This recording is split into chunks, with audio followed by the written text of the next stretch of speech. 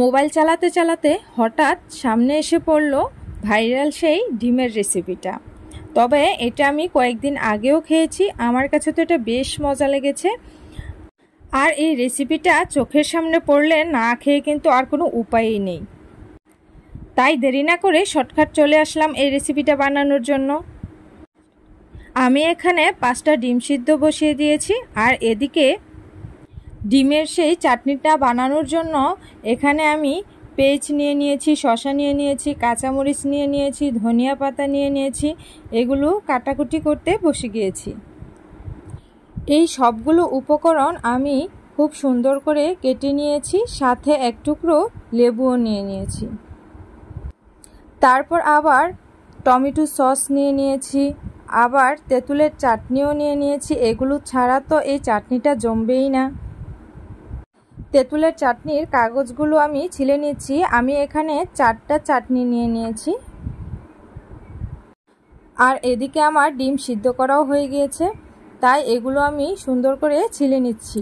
আর দেখো, আমার প্রত্যেকটা ডিম কিন্তু খুব সুন্দরভাবে খোসাটা আলগা হয়ে যাচ্ছে, কারণ আমি ডিম সিদ্ধ করার সময় সব সময় একটু করে লবণ দিয়ে দেই, তাতে কি হয় খোসাটা খুব সুন্দরভাবে উঠে আসে। তারপর আমি একটা বাটি নিয়ে নিয়েছি ডিমের চাটনিটা বানানোর জন্য। এতে পেঁয়াজ কুচি, শসা কুচি, মরিচ কুচি, তারপর ধনিয়া পাতা কুচি আর একটা শুকনো মরিচও দিয়ে দিয়েছি। শুকনো মরিচটা দেওয়াতে ফ্লেভারটা খুব সুন্দর আসে। আর এতে আমি বিট লবণ দিয়ে দিয়েছি। তারপর এগুলো হাতের সাহায্যে খুব ভালো করে একটু চটকে নেব। আর এদিকে টমেটোর সসও দিয়ে দিয়েছি।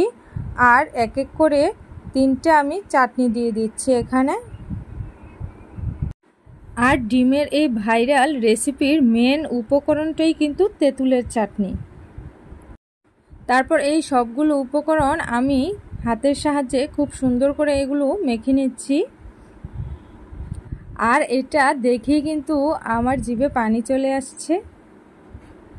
তারপর আমি একটা করে ডিম নিয়ে ডিমটা ছুরির সাহায্যে পুরোপুরি না কেটে অল্প একটু কেটে এর ভিতরে এই চাটনিটা দিয়ে দিয়েছি।